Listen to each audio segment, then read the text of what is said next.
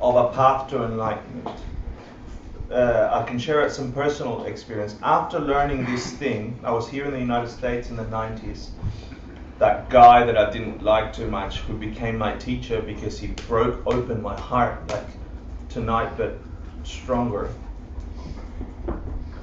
taught me these things back then. And then because I wanted to clean up my morality, and I was illegal in the United States, I decided to go back to Australia and try and come back, and I couldn't come back for 10 years whilst he was here with all these teachings continuing, and I was there. And the only thing I had before iPhones, before internet, before email were the notes from this class, the notes from this course. And this course, the Bodhisattva Charyavatara, or the Guide to the Bodhisattva's Way of Life, talks about the 6 perfections, this idea of the 6 perfections, 6 things, 6 ideas that you work to perfect. And that's all I had. And it transformed my existence. And they say that this teaching can get you to enlightenment. And I hope that for you, you spend the time and energy, and please make whatever extraordinary efforts you got to make to just study this course if you can. Because if you can, the results will be extraordinary. And I can say that from experience about this content.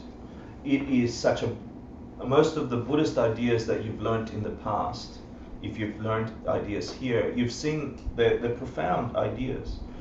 What's beautiful about this is that these are practices that become internal. Nobody has a clue what you are doing.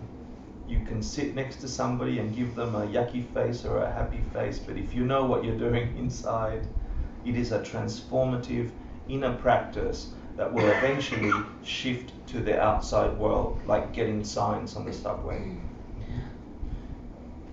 So I encourage you to do that. The text, it's called the Bodhisattva Charyavatara, the Guide to the Bodhisattva's Way of Life. The root text, this is the main text we'll study. Ken Rinpoche, which is my teacher's teacher, Holy Ken Rinpoche, who exited Tibet when it was bombed by the Chinese in the late 50s. Took 18 years to teach this course, this book, the Bodhisattva Charyavatara. And we're teaching it in 3 courses, 3 12-week courses here. This is part 1.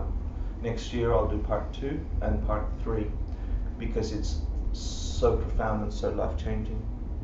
In Tibetan, I'm going to ask you to share Tibetan words. I haven't done it too much in the past, but I'm going to ask you to do it for this, because if you consider that the only way we are listening to these ideas is because they were kept preserved perfectly in Tibet for 1,000 years, whilst the rest of the world changed and evolved and did other stuff. The Tibetans devoted their life energy to preserving these ideas perfectly from the Indian tradition and the Indian pandits who came over to Tibet in the early time of Tibet getting Buddhism. So if I ask you to repeat some Tibetan words, it's also a beautiful seed that you know you're entering your mind to something profound. That people, 1,000 years worth of people like you sitting in rooms considering these ideas, perfecting these 6 perfections, are the reason we can hear them today. Because when Ken Rinpoche got bombed out of Saramay Monastery and then walked the Himalayas to get to India, he was carrying the insight and the knowledges and the commentaries that we are able to share in this room, thanks to his life, to his whole life.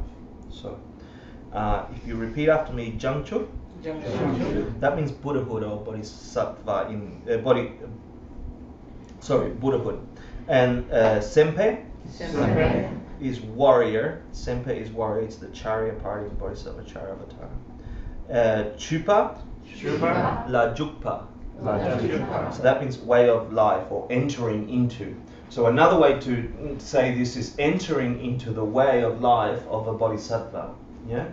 Or Guide to the Bodhisattva's Way of Life is the way it's mostly translated into English. In in the monasteries, it's just known as junchuk. Yeah, it's just a short term for how to act, learning how to act. The author is Master Shantideva. Say Shantideva? Shantideva. That's his Sanskrit name. But in Tibetan, it's Shiwahla. Shiwahla. Shiwahla. Okay. So Shiwa means peace, and Hla, the closest, my teacher Geshe Michael translates Hla as angel. Yeah.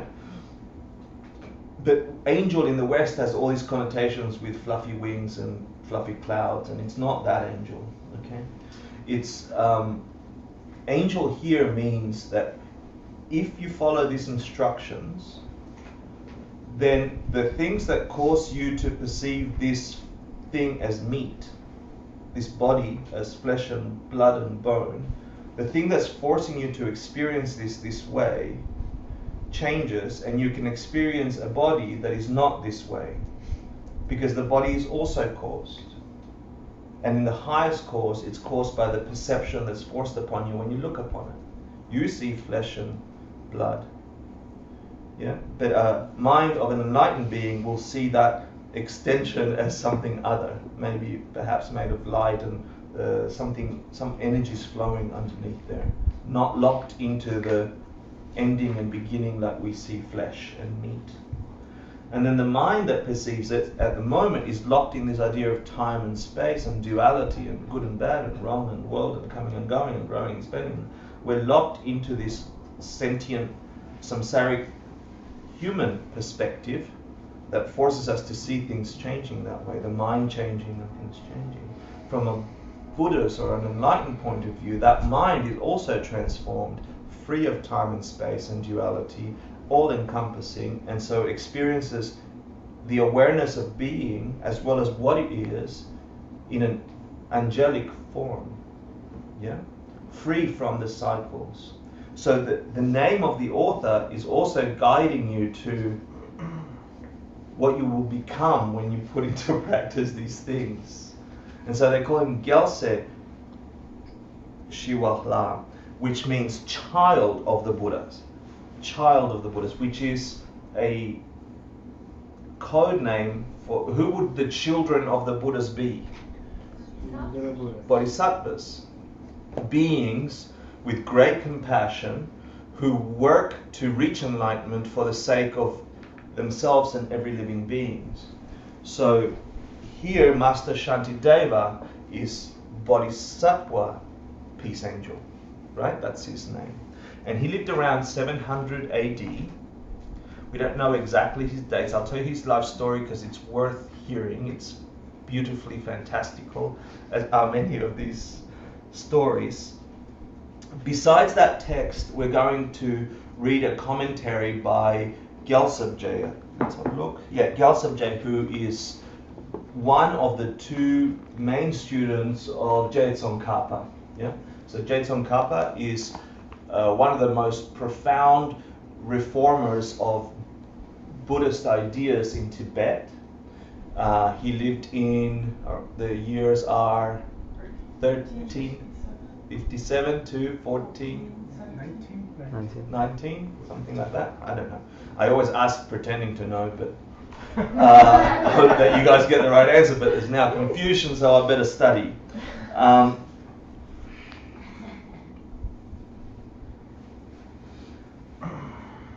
Gyaltsab means throne holder, so he became the throne holder when Je Tsongkhapa passed away. He became the one holding that lineage.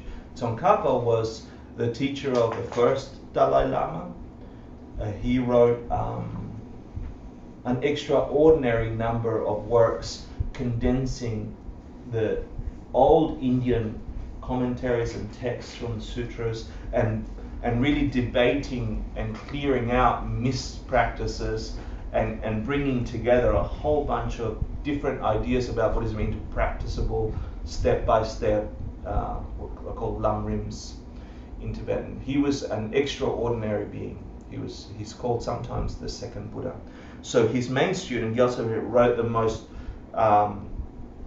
recognized commentary on the main text we're studying. Yeah?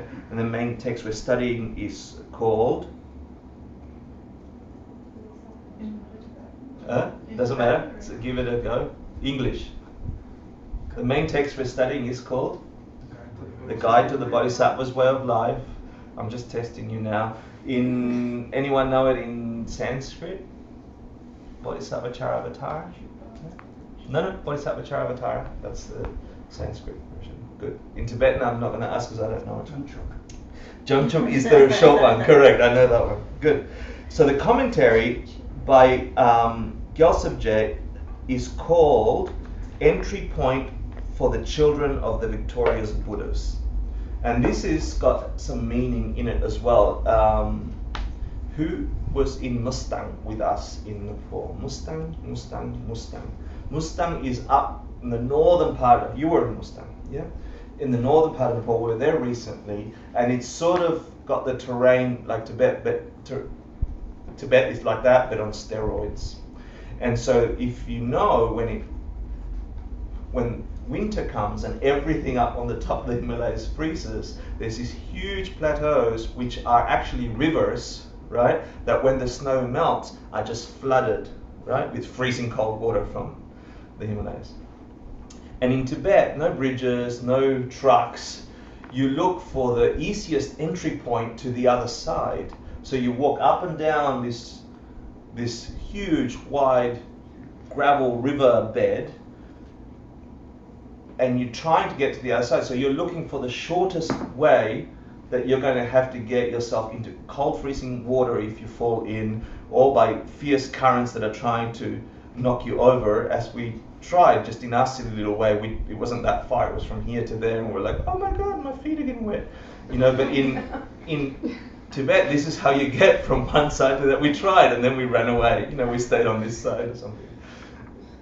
So the name of the commentary, Entry Point for the Children of the Victorious Buddhas. Children of the Victorious Buddhas are bodhisattvas, like we said, these beings with great compassion. The instruction booklet for becoming a bodhisattva is this book.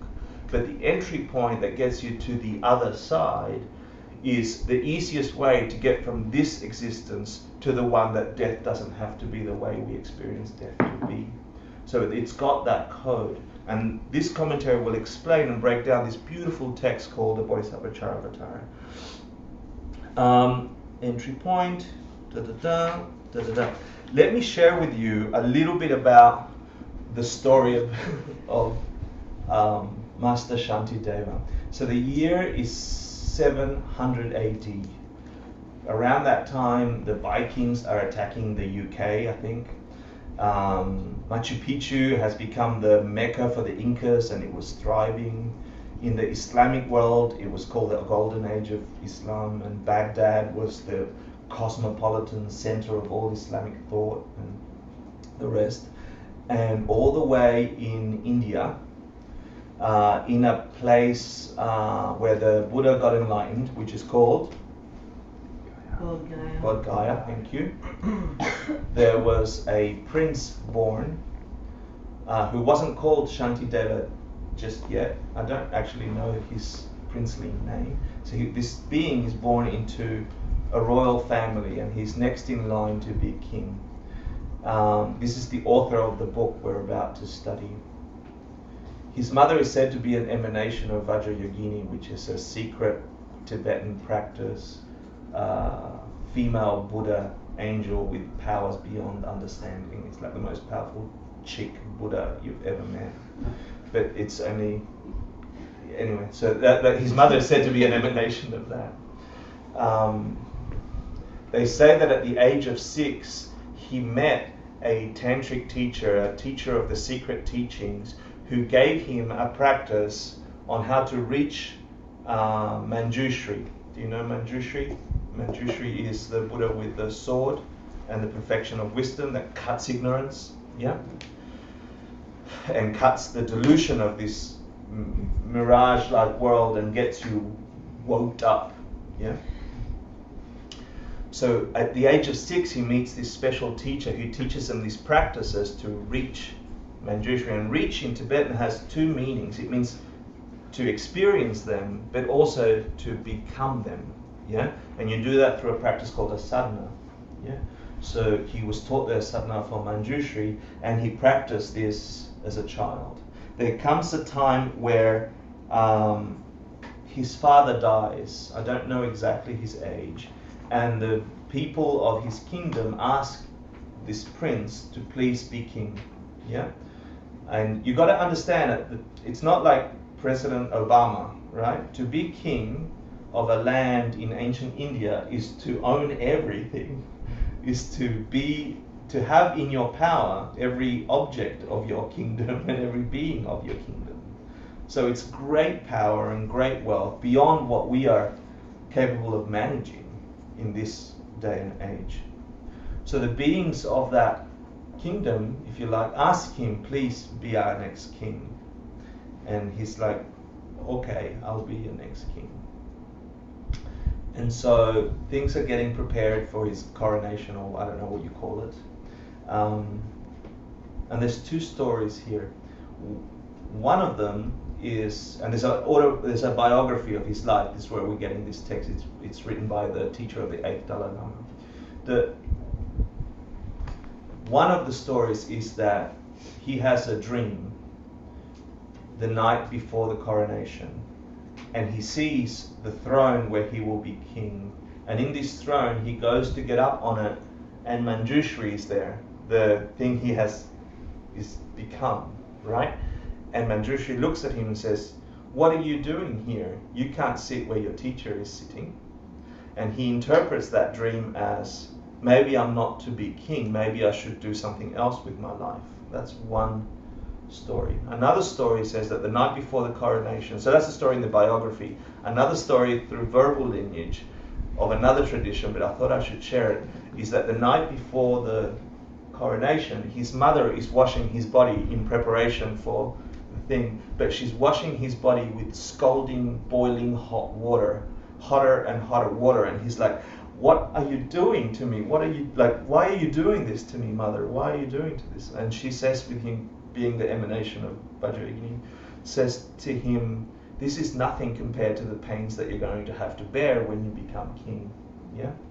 So come the next morning of the coronation, he runs away. He disappears, he chickens out. He's not king, right? And at some latest, I like that aspect. Oh, I ran away. The water was too hot. But you know, the dream also. And so they find him, we find Master Shantideva in a monastery, the most famous in India at the time, called Nalanda. And if you know anything about the history of Buddhist thought, Nalanda was the Mecca, the global Mecca for all Buddhist thought. It's the most massive, thousands of monks university. The building itself is still partly there, except I think the Mongols destroyed it, or I'm not sure, somebody destroyed that whole thing. But the building is still there, and it's massive and it's incredible. Like huge hallways and huge walkways. So he's studying there. Secretly, he masters all the teachings, he understands all the things, but he doesn't want to let on to all the other monks, who, you know, which is another life living in a monastery. He just keeps to himself and doesn't get too proactive in the monastery. So much so that they call him Busuku, I think it is. Yeah, Busuku, which means Mr. Three Thoughts. Yeah, they label him Mr. Three Thoughts because they say that all he thinks about is eating, pooping, and sleeping. And that's all that they think he does. And so he becomes known as this really annoying Mr. Three Thoughts who does nothing in the monastery. He's just lazing around. He's taking all our food. He's not even practicing really well, etc. So it's a little bit embarrassing for the people at Nalanda University, who's like the most profound mega center for Buddhist thought at the time. So a bunch of monks conspired to get him expelled.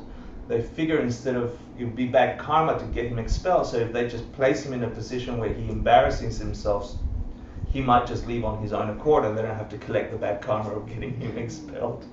So they devised this beautiful plan.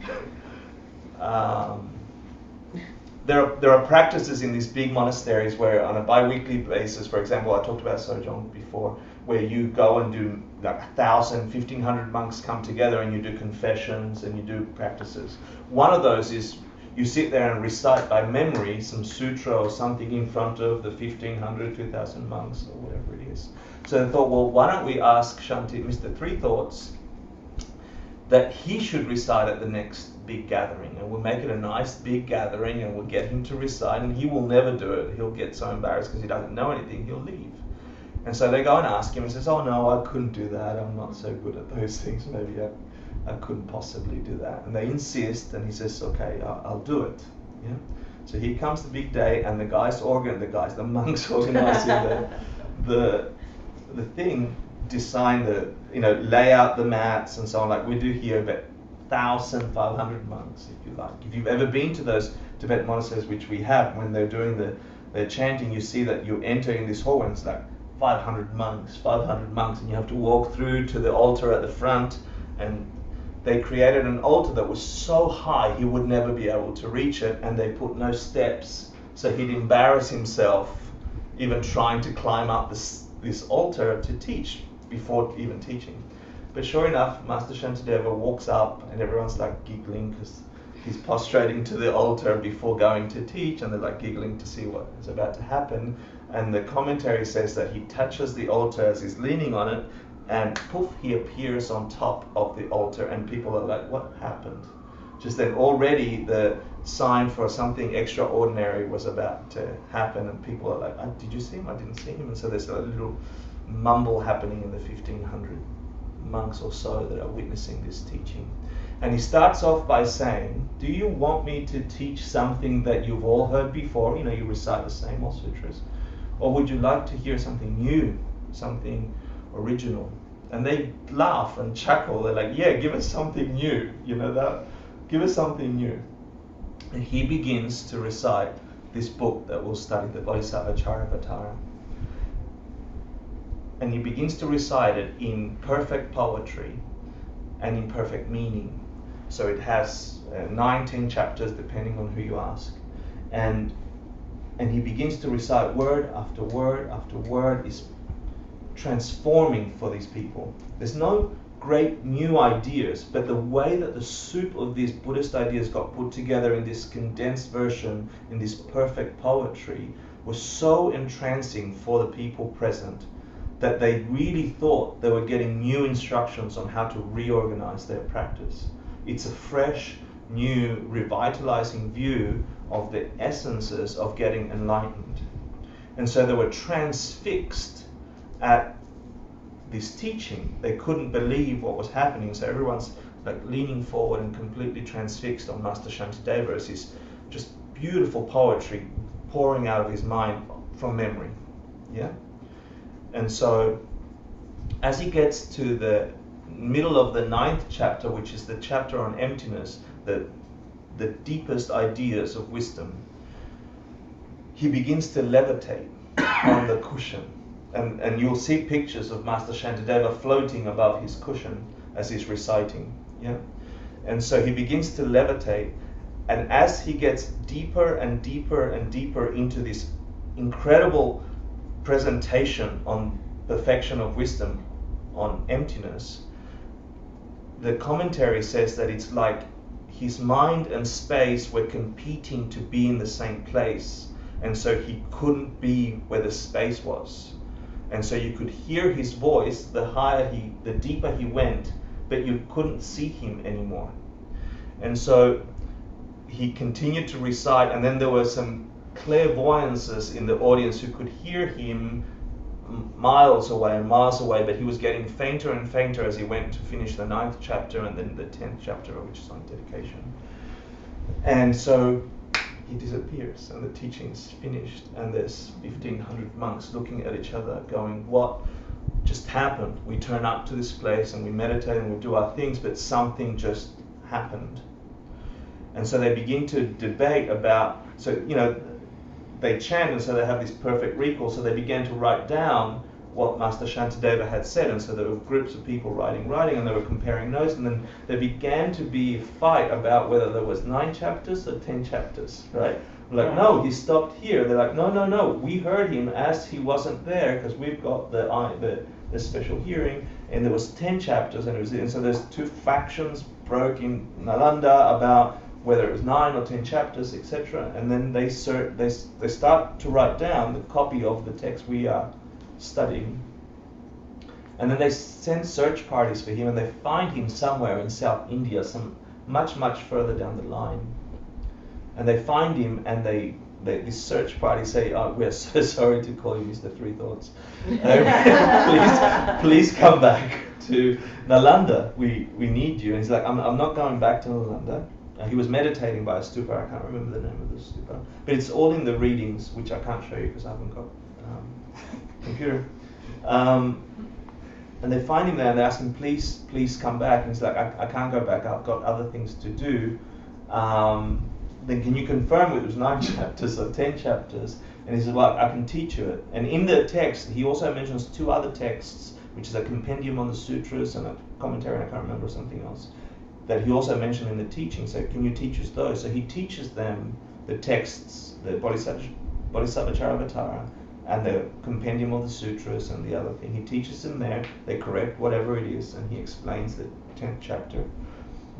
And then he says, if you want to confirm it, you can go back to my chambers where I used to sleep, and hidden in the rafters are my text that I wrote down. So sure enough, they go back, they share their teaching with the Nalanda monks, and then they go to his room and they find hidden in the rafters tiny bits of paper with the smallest tiny letters like Shaked, where that's woman Shaked one day. And the entire Bodhisattva Charavatara is there, as is the other one. And so those are the texts that are still kept in the Tibetan collection of commentaries, and sutras. So I think that's it. No, there's more. Wait, there's more. So the monks go back, etc. And then at the end of his life, there's stories of him becoming really the first Buddhist activist, if you like, the social activist, the do-gooder that is sitting there meditating and is sensing that there is some conflict or warring happening in a certain part of India, and he'll go over there and put himself in between the fractioning parties and bring them to peace. And then there's people in famine, and there's stories about him going to those places and creating miracles to feed everybody, and then teaching everybody even Buddhism, and everybody gets freed. And then the stories get more and more fantastical. At one period of his later life, he would make a habit of going to address incorrect ideas about these Buddhist philosophies that were incorrect and leading people down mistaken paths. For example, like saying that because things are empty, then nothing matters and you can do anything you want, harm people or love people, it makes no difference. And so he would publicly debate them, call them out, and then get them either evicted from the country and correct the view, etc. Also that meditating on nothing, etc., etc. And then towards the end of his life, he just became this wandering beggar that nobody, an unassuming person that nobody would recognize was there to spark an awakening in you. So he dressed like a beggar, he hung out with people, and people ignored him because he was like a beggar, but just at the right time he would either do something or say something that would wake everybody up, like the guy on the train for me today. So that's so he became this kind of active do-gooder. The reason to know about his life is because there's 2 things here that we'll learn in this course. Number 1, here is Master Shantideva, an unassuming Mr. Three Thoughts that doesn't know very much, right? Being the most profound, incredible, realized master that could teach people in his way of being. And in a way, the text is teaching us to be that. The instruction is that you yourselves, as you put these things into practice into your own life, nobody need know that you know this information. Nobody need know that this information is in your heart. Nobody need know that you're battling, the warrior is battling your mental afflictions. And in fact, the warrior is so much more powerful than an outer warrior when you think about the work of a bodhisattva, the work of taming your mind to the point where you begin to work with those forces that I talked about earlier. The warrior, the internal warrior, the warrior of your mind, is so much more than a warrior who trains for ages and builds muscle and can chop up flesh that will die anyway. That's nothing. The bigger battle to be won is the one against the forces that force you to suffer in pain, that take your mother away from you, that take your friends away from you, that take your goodnesses away from you, that make you unhappy. That warrior, the one that fights that in the mirages and the trickery of mind, is so much more the warrior than the one that chops up dead flesh anyway. Yeah. So this understanding how Master Shantideva lived his life should give you an insight that this is for you an internal thing. People can look at you as, I'm just that nurse, I'm just that guy, I'm just that girl doing my thing. But internally know that once you get to manipulate these forces, you are truly meddling with the fabric that creates reality. The more you study, the more you'll know that. And the more you know that, the more that reality comes to be. And in that way, you are an ultimate warrior, because it transcends time and dead flesh anyway. And then the other thing is that it perfects the 6 perfections. I'll go quickly through the things. I'll keep you no more than 5 minutes. I'm sorry to go over. But the first chapter deals with how to get excited about getting these ideas in your heart. So the chapter 1 of his 10-chapter poetry describes why one should be excited to learn this Bodhisattva way, this way of an internal warrior. What are the things, what are the benefits? Well, how does it transform your life and the life of those beings around you? So it's filled with tidbits on getting that fuel going, that beautiful energy, that goal clear, that fantastic vision of what being a bodhisattva can do for this existence that you are bound to finish if you don't address. Yeah. Chapter 2 deals with, before you go into becoming that kind of being, you have to clean house. You have to chakpa, you have to cut, you have to break open your heart and remove any obstructions and negativities. It's a whole chapter on purification. The way I was trying to think of as an analogy is like when you've got those really terrible batteries that of your laptop, for example, that doesn't matter if you charge it, the battery only charges up to there and then it dies, and it charges up to there and then it dies, and there's something wrong with that battery. Well, what we're doing here is we're draining this battery of our mind down to 0 of negativity, because it's the only way that if you remove all the crap that's obstructing you from being pure, only then can you do the next chapter, which is filling the battery all the way up to supercharged, to completely charged, to be completely ready. Does that make sense? So chapter 2 is the chapter on purification.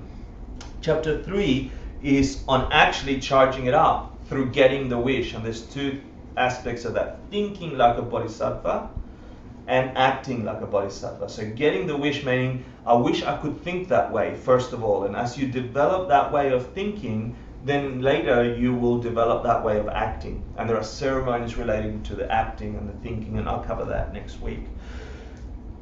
Then chapter 4, it's called Learning to be Careful. And this is a state of mind that says you are in the middle of a tornado called samsara, this thing, right? And you just gave birth by clearing out obstacles and having the intention to think and act like a bodhisattva. You just gave birth to the potentiality of an enlightened being in you, a fragile, tiny little seedling which you are developing for yourself in your mind. The world doesn't change because you've got that nice little seedling, okay? The negative cycles in your life will continue. You just have a beautiful little seedling. So learning to be careful is how can you keep that from being destroyed? How do you protect it? How do you protect that state of mind that is so fragile at the beginning that you could get knocked out if you're not careful? And in essence, it's talking about the way your behaviors and your morality and your mode of being despite the tornado. And that's the only way it can take root. Yeah, so that's chapter 4. Chapter 5 is guarding awareness and recollection. And this is the state of mind that tells you you're off track. Yeah, so the tornado comes and you're like about to do something stupid that creates more suffering in your world, like getting angry at somebody that made you upset, or punching somebody that hurt you, or thinking bad things about somebody that you shouldn't be thinking bad things. Those things erode that seedling. So developing a state of mind that catches when your mind does that, like my example today on the train. Lucky for me that came up through habit. Yeah, building that it's like a muscle, like anything else. It's a mental muscle that says, here comes a problem, Hector. You're about to be stupid and create more suffering for yourself by labeling that guy whatever you want to label it, which was wrong anyway, but you're just putting poison through your mind. And so the guarding awareness says, stop. You have a choice now. You then have recollection. What should you be doing? So that whole chapter is all about that. And it's really about keeping your view as you grow this seedling. Chapter 6 is the chapter on patience. It means not getting angry when you're supposed to. Patience doesn't mean waiting for the bus, etc. It's the chapter, there's all this information about developing a state of mind that regardless what's happening to you, anger is never the solution. Pretend anger might need to be, okay? I'm not saying you shouldn't be firm with situations. We'll cover it in detail in this chapter. But for you really to be enraged and be taken away by your negative emotions, it's a lose-lose situation. So this whole chapter teaches you techniques and describes why that thing just destroys that seedling. Yeah. The next chapter is the chapter on joyful effort, being happy when you're doing bloody awesome things. Like building up a pattern in your mind that says, I'm getting my mind around this worldview, and I'm about to do the most beautiful thing secretly or privately for this other person or this group of people. And then you just take secret joy in these magnificent little seeds you're planting in your world that you know are going to spark happiness in other people. Yeah? And it's your secret. And this is the part that I've enjoyed the most when I was working at Ergon Energy, because I got to do so much of that. People had no idea why Hector wants to do this thing. That's a little crazy. Okay, let Hector do it. And all of a sudden, more than half of the 600,000 customers got some kind of notification that let them have some choice that they didn't have before. And for me, it meant practice. For the company, it's like, oh, that's a good customer service idea. You see, and it's the same action, but it's two different motivations. And the motivations will have results as much as the actions have results. In your mind, in the mind of the doer. The next chapter is on meditation, and we'll cover that. And chapter 9 is on wisdom, which we covered, and chapter 10 is on dedication. Next week, I'll say, do you think Master Shantideva left any of the 6 perfections out? He has not getting angry, joyful effort, meditation, wisdom. He's missing 2. Giving and morality. Yeah? Wasn't 4 morality? 2. Wasn't chapter 4 morality? Yeah, but why?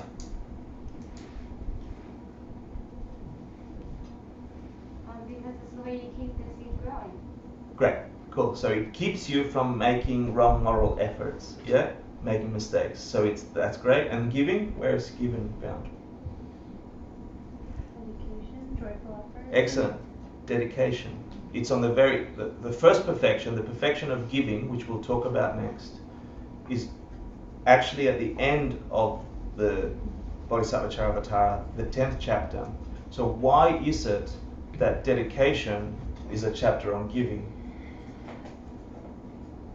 It's the best thing you can give. It's the most magnificent thing you can give. If you figure out the code of these forces, truly figure out how to stop suffering and death, truly, not made up, as fantastical as it might seem from our fish tank of human, if that's possible, and this is the instruction book, and you can put into practice those instructions, dedicating and giving that to other beings is the highest thing you can give. More than food, they'll poo the food out. More than healing, their body will die anyway. But the capacity for their mind to take charge of their life, because you've either realized it or you've passed it on, like throwing a pebble in a pond and the waves affect human after human after human after generation. You have no idea how much your one kindness or your perfecting any of these things will affect generations to come. One kindness from you can change it might motivate one person to go and get enlightened, and they will fix a whole planet. You, I'm not saying some idea of you in this room with your searching and your wanting. And I hope that you can find that. It really is that kind of special course. And I invite you to come back next Thursday. I'm so sorry for the 15 minutes over. I'm really grateful for letting me share this profound and beautiful. I said profound a lot. That's profound. Let's dedicate it and then offer it and then dedicate it. Yeah. 부디에 주신 메토트람 위라블링신 윤대gem파디 상계 신두 미테르알기 드로픈 남다 신라주팔쇼 Idam Guru Ratna Mandala Kamninyatayami Gewandi Gewoku Suram Yeshe Soksok Shin Suram Yeshe Lejum We Dampa Kuni Topasho. Blessings to you all and everyone you meet today and tomorrow and next week. Thanks for coming. Next week I can show you where the readings and